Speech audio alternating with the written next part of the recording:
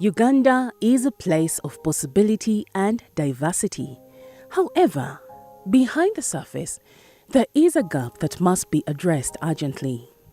In Uganda, 60% of national expenditure goes to public procurement, making it one of the biggest markets in the country.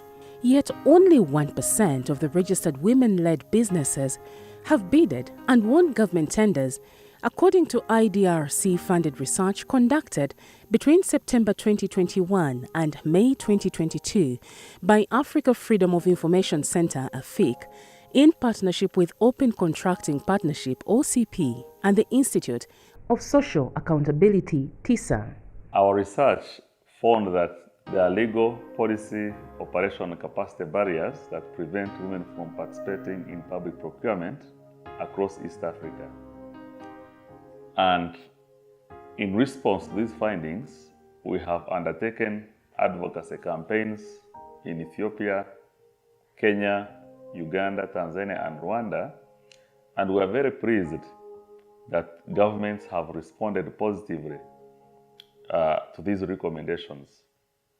In Uganda, for example, in addition to amending the PPDA Act to provide for reservation of contracts for special groups, the government has also drafted regulations and guidelines to ensure that women can get access to contracts in every agency. In Uganda, 38% of the businesses are owned by women, but only 44% of these are registered on the National Supplier Database.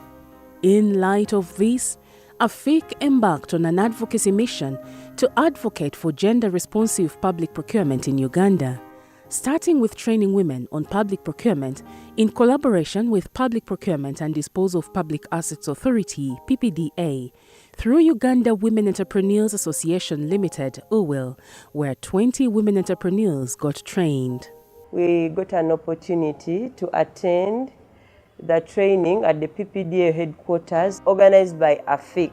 There's a lot of opportunity there, a lot of knowledge that we acquired, given that there has been a gap in the women-owned businesses. Two, the skills. These skills have helped us apply on the PPDA forums, given that there's 80% of chances for women to acquire these opportunities. For me, it used to be a mystery to participate in procurement, but after having that training, I was able to say I want to actually try it. So after the training, I said I'm going to actually go forward and go to PPDA and find out what are the requirements and what do I need to do. And the good thing is that the business was already registered. So I was able to go and register with PPDA. The telling of the stories after the engagement with AFIC and then the research that was presented has actually, it opened my eyes and it opened my mind. So the approach to the story for me has changed. From that day, what I learned about is how I should be approaching the stories, especially picking out women that telling their stories that are involved in procurement. Sometimes we tend to look out for stories, but then our purpose has always been who is available. And most times men are always available for interviews and media, but then I realized that there is a need to do an extra effort. Look out for these women because they are there, they are being challenged, but then their stories are actually not being told. Uganda has made progressive laws and policies. However, implementation remains wanting. To address this, AFIC used the research to make recommendations to PPDA to foster a gender-responsive public procurement.